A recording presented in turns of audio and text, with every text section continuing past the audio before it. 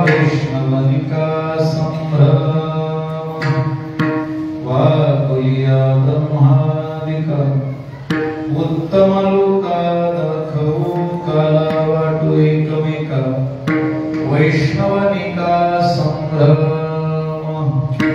तुका म्हणे भूमंडळे आम्ही मळे विरदाढे काला वाटू एकमेका वैष्णवनिका संभ्रम येई येई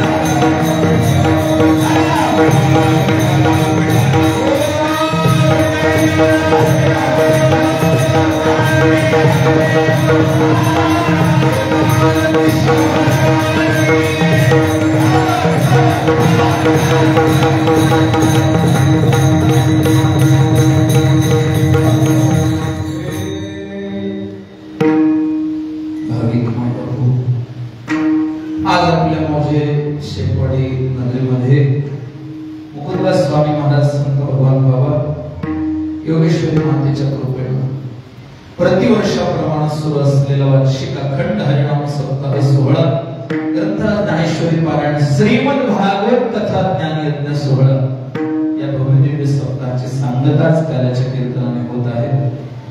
समस्त गावकरी मंडळ शेपवाडी यांच्याद्वारे भव्य दिव्य असे एक केलेलं आयोजन भागवत कथेचे यजमान आदरणीय श्री विभीषणरावजी गणपतराव शेठ साहेब तसंच उपस्थित सर्व साधू संत महाराज मंडळी गुरुजनवृंद कीर्तनकार प्रवचनकार कथाकार मृदंगाचार्य विनेकरे टाळकरे माळकरे वारकरी जोरदार अबाल वृद्ध माता माऊली महिला मंडळ तरुण युवक मंडळ सर्वांच्या चरणी नतमस्तक होऊन मस्तक हे पायावर या वारकरी संतांच्या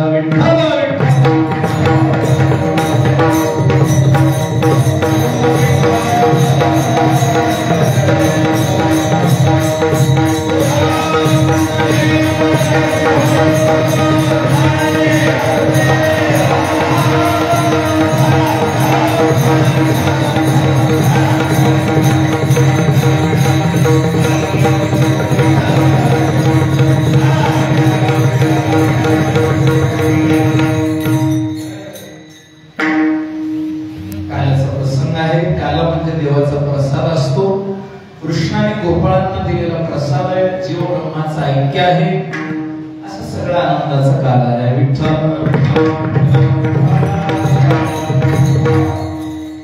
अभंग जगद्गुरु तुकोपर्यंत आहे, जर तेच वाढवा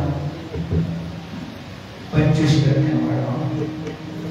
अभंग जगद्गुरु तुकोपर्यंत आहे, अभंग 4 चरणांचा आहे. पैकी 3 चरणांचा अर्थ सरळ सरळ लागतो. काला वाटू एकमेका वैष्णवनिका संभ्रम. ऐका ना भैया, साधू करा माझ्याकडे येऊ तिकडं असं तिकडं कोण करते नाही करते वा काय नाही. मग निर्धास्त चालू करा. अच्छा कूलर करायला का पंखा वाजवा कूलर ना कूलर काय कूलरचं माझं घेणं येत नाही, फक्त जरा इकडं ठेवायचं बस. जरा एक 20 अंशाच्या कोणामध्ये 20 डिग्री बस. विठ्ठल विठ्ठल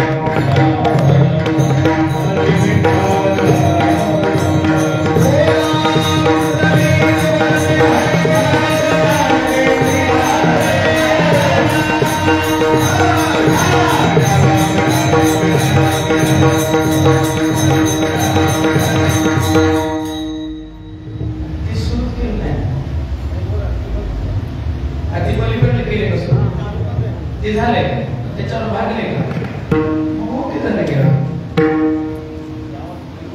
येते का नाही येते का मग हेच करायचं.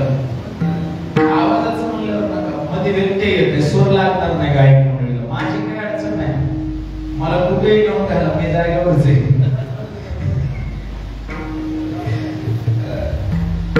मी चिडू आहे, कुठे डुबलो तरी वापस येणार. विठ्ठल विठ्ठल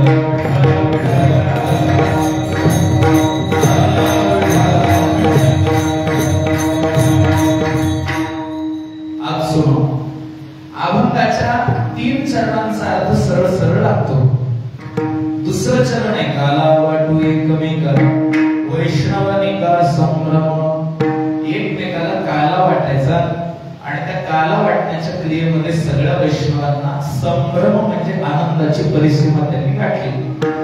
हे लागतं. त्याच्या पुढे त्या आनंदामुळे आम्ही स्वर्गातल्या देवलोकांना सत्य लोकातल्या ब्रह्मदेवाला वगैरे वाकुळ्या दाखव, आकुल्या दाखव, आकुल्या ब्रह्मादिका उत्तम लोका दाखव. या अभंगाचं 3रं चरण आहे बघा. तुम्ही ताण घेऊ नका, पहिल्या चरणात म्हणतात वगैरे असं मी म्हणतो, नंतर पुन्हा तुम्हाला म्हणायसारखी वाट करून देतो. हे फक्त तुम्हाला संदर्भ सांगायला. अभंगाचा स्वरूप आणि व्याप्ती काय, नेचर अँड स्कोप त्याच्यावर बोलायला सध्या, बाकीचं पुन्हा बोलतो. विठ्ठल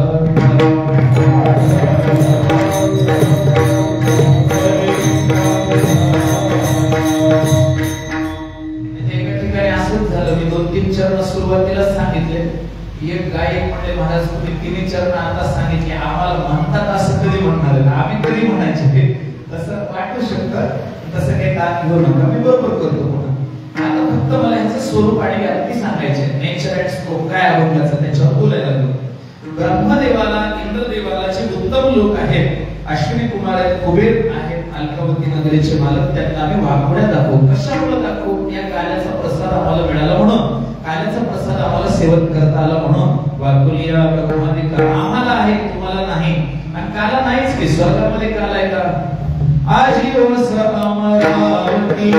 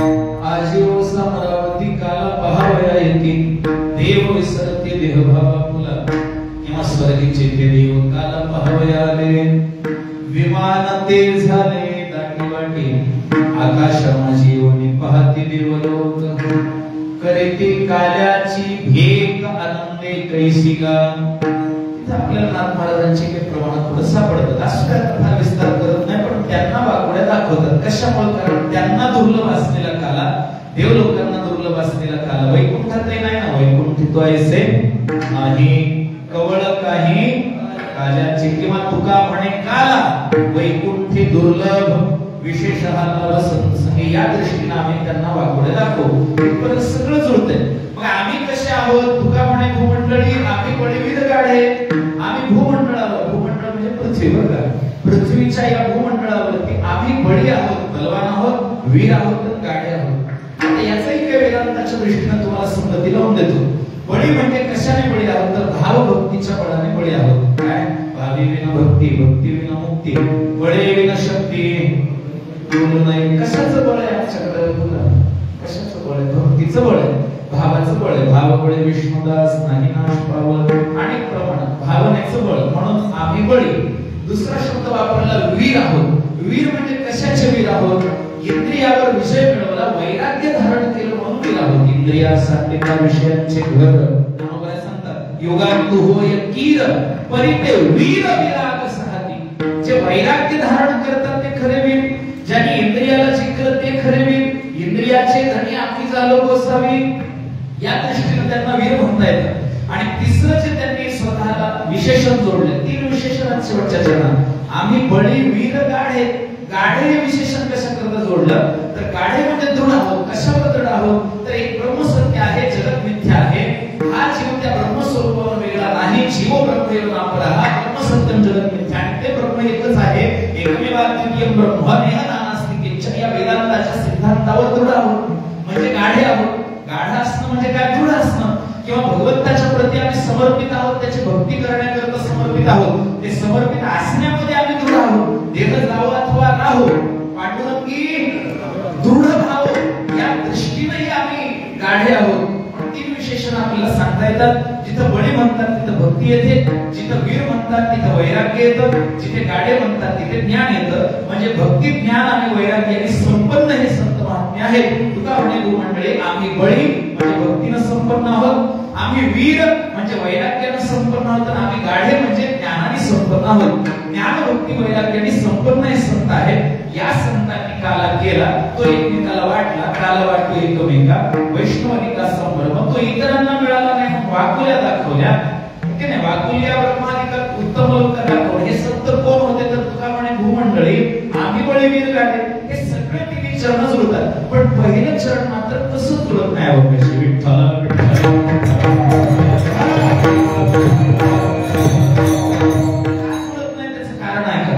पहिलं चरण असे, कंठी धरीला कृष्ण म्हणे. कंठात आणि मनात आम्ही कृष्ण धरला म्हणून जगात प्रकाश झाला. आता प्रकाशाचा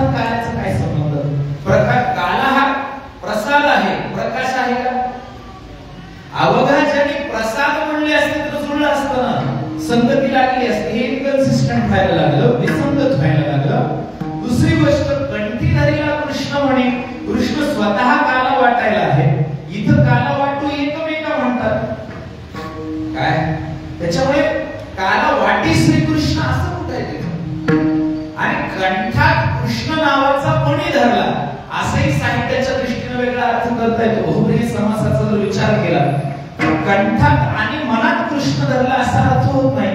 कंठात कृष्ण नावाचा मणी म्हणजे रत्न धारण केला असाही त्याचा अर्थ आहे. मग हे चरण ह्या कुठल्या 3 चरणाशी जुळवायचं कसं? ह्या अभंगातला सगळ्यात मोठा प्रश्न इतकाच आहे. बाकीचं वर्णन सगळं सरळ आहे. विठ्ठल विठ्ठल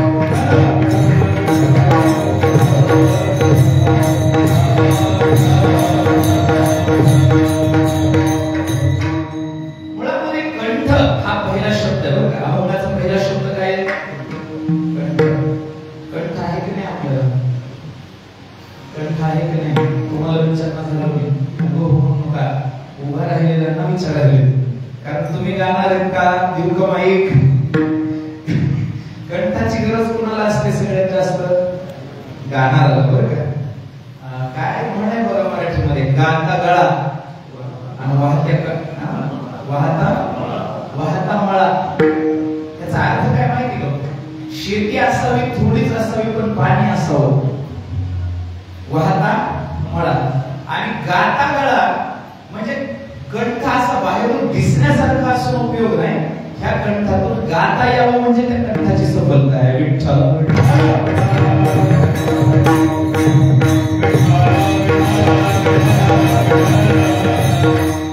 बिगर पाण्याची शेती काय आणि बिगर गाण्याचा गळा काय? गाताच येत नाही, गळा आहे, काय करायचं? त्यांना म्हणलं थोडं गा की. त्याने आवाज बाहेर काढला की म्हशी सुद्धा पळून जातात. माणसाचं जाऊ द्यावं, बसाडा आवाज असतो काय जण, कुठं स्वराला लागत नाही. तुम्हाला माहिती आहे स्वराला हिंदीमध्ये सूर म्हणतात. सूर लगाइए. सूर शब्दाचा अर्थ होतो देवता. सूर शब्दाचा अर्थ आहे देवता, देव.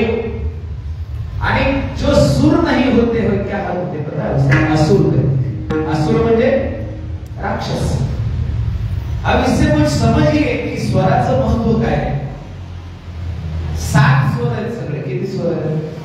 7. स्वरानी सप्तेतानि भवन्ति. किती स्वर आहेत? 7. साहित्य रत्नावलीमध्ये त्याचा श्लोक आलेला आहे. षडज ऋषभ गांधार मध्यमो पंचमो दैवतान् निषादेति गीयन्ते तस्य ब्रह्म विद्याया ब्रह्म प्राप्नुवन्ति साधनं सप्तस्वरेति. ब्रह्म प्राप्तीचं साधन हे 7 स्वर आहेत. आणि या स्वरांनाही ब्रह्मच म्हटलेलं आहे. स्वर ब्रह्म म्हटलेले. काय म्हटलेले? स्वर ब्रह्म. विठ्ठल विठ्ठल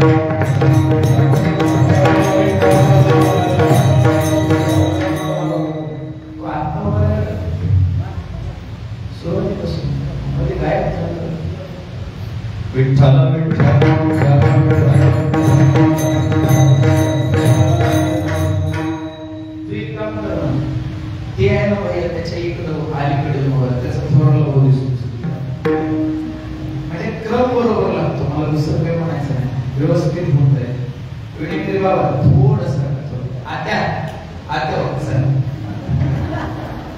थोडे एक तिथं नको इकडं त्या मामाच्या त्या भैयाच्या मध्ये भैया जरा नाही गोपी शर्ट ना आता ठिपक्याचं शर्ट ना झाली सगळी. आता बघा ही इकडे हिरवाड वापली वाटलं आणि ते बरोबर तिकडे म्हणजे काकडीत आलं का नाही. विठ्ठल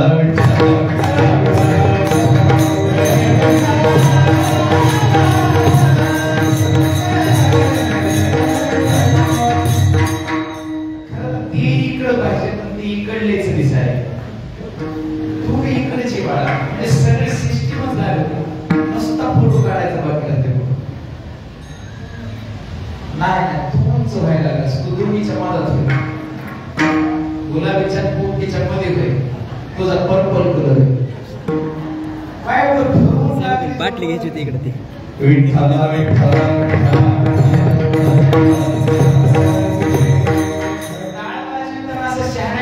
वाजू नका. तुम्ही जरा लहान आहेत असं वाटलं पाहिजे. जरा नाचून वाजवा घ्यायचं. जरा हालत जा. विठ्ठल विठ्ठल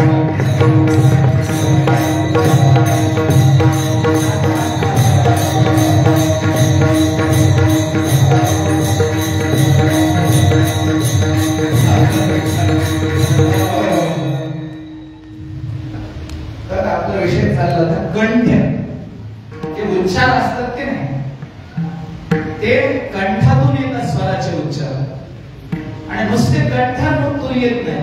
जे सरगम आहे, सरगम म्हणजे काय? सा म्हणजे षडज, सा म्हणजे षडज, री म्हणजे ऋषभ, री म्हणजे ऋषभ. सगळ्याला सरगम वाटते ना, सारेगम पधनी इतकंच येते. सारेगम पधनी पुढे सा नाही बोल, ते पहिलंच सा डबल येते. सारेगम पधनी इतकंच येते. री म्हणजे ऋषभ, री म्हणजे त्याचे खरे नाव सांगावे स्वराचे. ग म्हणजे गांधार, ग म्हणजे गांधार. म म्हणजे मध्यम, म म्हणजे मध्यम. कपड्याच्या दुकानात गेलो, लय भारी बी घ्यायचं नाही, लय हलका बी घ्यायचा नाही. कसा दाखवा मामा? मध्यम दाखवा जरा, आहे की नाही? मध्यम. नाहीतरी सध्या सगळं मध्यमच चाललंय म्हणून नाही करा तुम्हाला. लय भारी राहिलं नाही हो. विठ्ठल विठ्ठल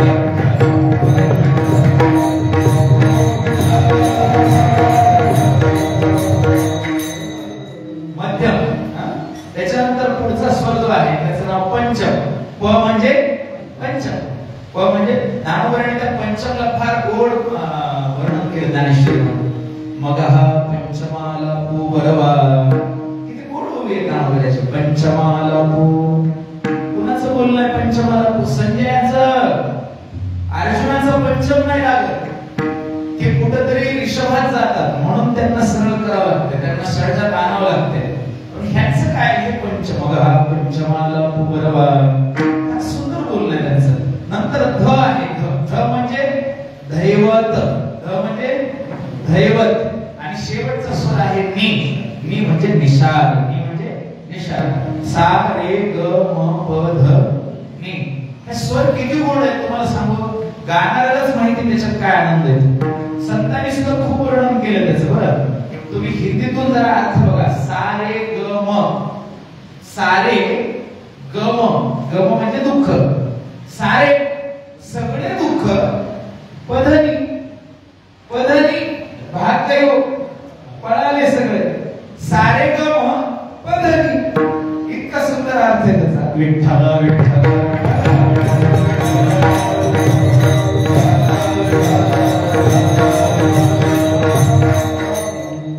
गाण्याची काय ताकद आहे? गायनाचे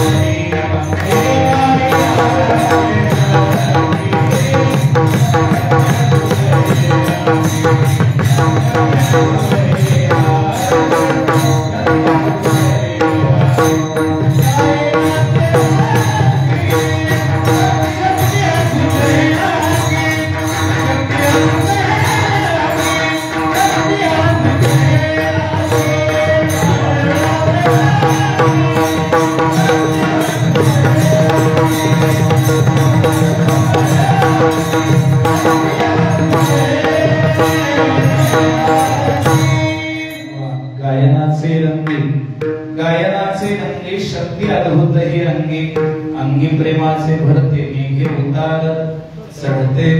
गायन कशामुळे निर्माण झालं? महर्षी जैमिनींनी त्याचं उत्तर दिलं. बरं, गायन कशामुळे उत्पन्न झालं त्याचं शास्त्र सांगतो. जैमिनी ऋषी काय म्हणतात माहितीये का? पूर्वमीमांसेमध्ये म्हणतात, भाव प्रवाही यस्य रचना शब्दबंधानुपपद्यन्ते नुल्लंघ्यता ततः प्रकटीकृताः गीतादिभ्य. पूर्वमीमांसेमध्ये सांगितले गायन सुरू का झालं? जेव्हा शब्दाच्या रचनेनं अर्थावबोध नीटसा होत नाही तेव्हा भाव प्रकटीकरणाकरता ज्या शब्दाची गती स्वर तालमय होऊन विकसित झाली त्याचं नाव गायन आहे. विठ्ठल विठ्ठल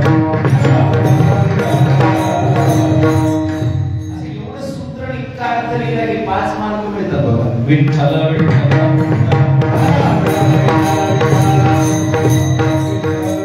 संगीत रत्नाकर म्हणून ग्रंथ आहे, म्हणजे संस्कृत मधला ग्रंथ आहे.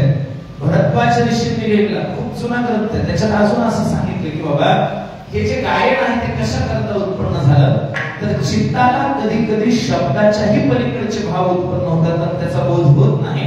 तो बोध समोरच्याला करण्याकरता गायन हाच एक पर्याय आहे. काही काही शब्दानं सांगून कळत नाही, त्या जरा अशा कोमलपणे मांडाव्या लागतात.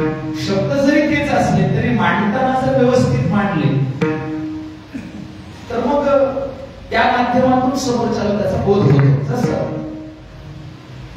तेरी याद बहुत आवे कान्हा,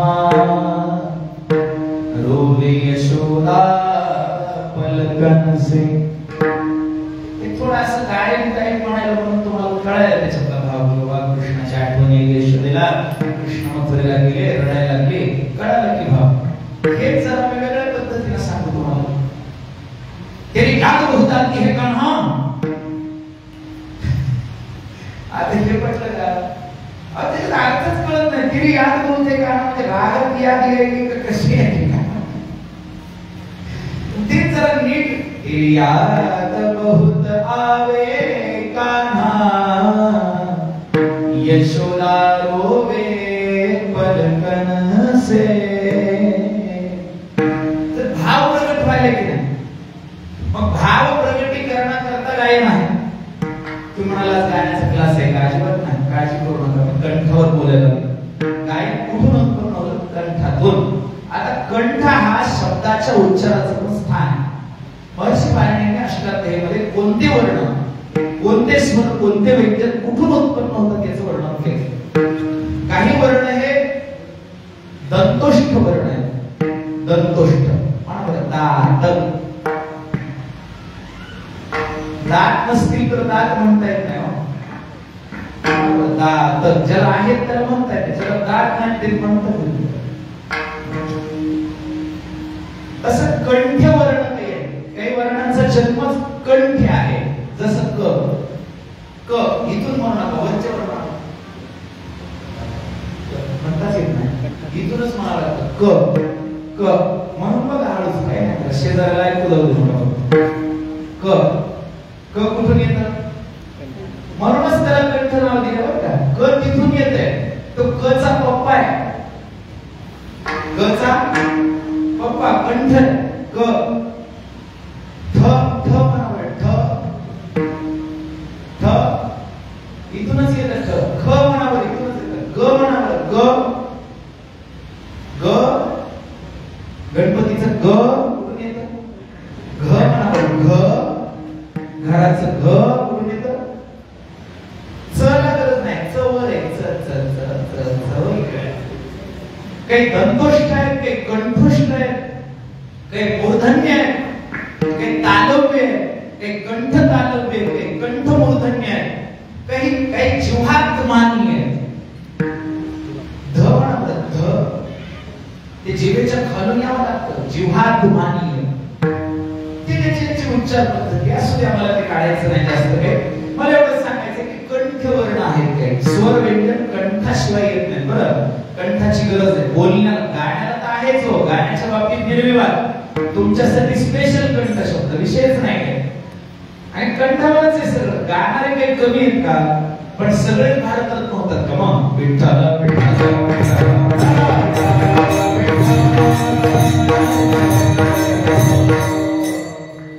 स्त्रिया गायला लागल्या की लोकांना जास्त भारी वाटतं. त्याच्यामध्ये ते जे गाणं म्हणलं होतं की नाही आपल्याला कधी देवी, काय नाव ते? हे मेरे वतन के लोक. का कंठाचा खेळ आहे सगळं, बाकी काय. आणि कंठ हे वरदान आहे. स्वर तेच आहे. कोणत्याही गाणाऱ्याला सारे गम मध्येच गावं लागणार आहे. ह्याच्यासाठी सारे ढम येणार आहे का? एखाद्यासाठी एखादा स्वर बदलू नाही का? सांगा. आहे तेच, पण शेवटी कंठाचं वरदान आहे देवाचं. विठ्ठल विठ्ठल.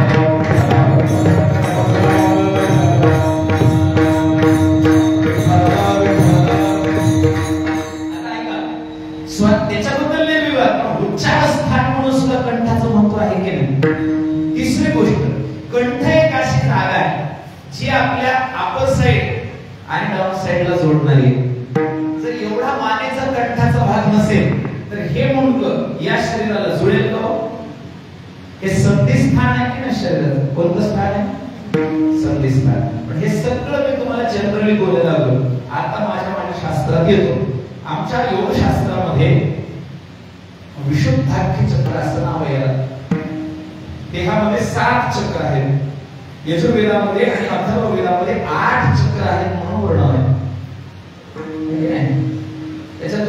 अथर्ववेदातला मंत्र सांगतो, अष्टाचक्राः नवद्वाराः पुरायुध्याः, मंत्र अथर्ववेदातला. याच्यात अष्टचक्राः असं म्हटलंय. या देहामध्ये 8 चक्र आहेत, 9 दरवाजे आहेत. त्याला पुर म्हणजे गावाशी संज्ञा. हे एक नगरीचा आहे आपला देह. म्हणजे अथर्ववेद स्पष्ट वर्णन करतो अष्टाचक्राः. आता ते 8 चक्र का 7 चक्र याच्यावरच मी नंतर बोलतो. एकदा माझं कीर्तन तिकडे चाकूर तालुक्यामध्ये होतं आणि कीर्तनात मी योगशास्त्राच्या दृष्टीने सांगून गेलो की 7 चक्र आहेत. 7 कीर्तन सुटल्यावर एक आर्य समाजी महानुभाव महोदय मला भेटले. म्हटले महाराज घरी चला. मला वाटलं घरी म्हणजे चहाला न्यायचं असेल म्हणून मी आपला चहाच्या आवडीने निघालो म्हणाले. गेल्यानंतर त्यांनी यजुर्वेद काढला, अथर्ववेद काढला, हा मंत्र काढला. म्हणजे महाराज बघा अष्टाचक्राः तुम्ही 7 कसे सांगितले. हे फॅक्ट सांगायला मोठं घडलेली घटना आहे. मी आर्य समाजाचे जे महोदय महानुभाव आहेत त्यांचा संपूर्णतः आदर करतो नाही असं नाही. आणि काय पाहिजे अजून एखादी चक्कर मारून घ्या. ते भारी वाटते. मला करवायला दुसरं काय. विठ्ठला विठ्ठला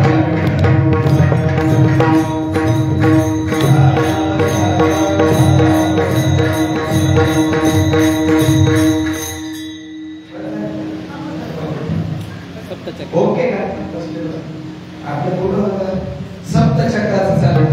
अष्टचक्र त्या 8 चक्र आहेत म्हणून त्यांनी मला वेदातला मंत्र त्यांच्या घरी वेद होते. आर्य सामाजिक लोकांच्या घरी असतात. कारण स्वामी दयानंद सरस्वतींनी त्यांना शिकवलंय. मला त्यांचा आदर आहे. त्याहीपेक्षा मी स्वतः झज्जरला त्यांच्याकडे बराचसा माझा वेळ गेलेला आहे. त्याच्यामुळे मला झज्जर म्हणजे हरियाणात आहे. तिथं माझा बराचसा वेळ गेलेला आहे. मला सगळं माहिती आहे. त्याच्याबद्दल काही अडचण नाही. म्हणजे ठीक आहे माझ्याकडून एक चक्र सांगायचं राहिलं असं सांगतो. पण त्याच्यानंतर काही त्या गावामध्ये मला बोलवलं नाही. आज तागायत परत बोलवलं नाही. ते त्यांनी बोलवलं नाही का कोणी बोलवलं नाही त्यांची त्यांना माहिती. पण सांगण्यामध्ये म्हणून आता काय करावं लागतं. आमच्या योगशास्त्रात 7 चक्र आहेत. जे योगशास्त्राला मान्य ते चक्र 7च आहेत. पण सांगत असताना वेदाची जोड द्यावीच लागते. कारण पुन्हा एखाद्या आर्य समाज महानुभाव आले तर काय करणार आहे. पुन्हा म्हणू का माझं राहिलं म्हणून. त्याच्यापेक्षा मी 2 सांगितलं. वेदामध्ये 8 सांगितलं कारण की माझा मुळातच वेदाचा अभ्यास आहे. नाही असं नाही. काय सद्गुरूंच्या कृपेने मुळातच वेदाचा अभ्यास आहे. आणि आपल्याच क्षेत्रामध्ये आपण कमजोर राहिलेलं कसं जमतं. पहिलवान असून हातून ठोकायला विसरायचं का. विठ्ठल विठ्ठल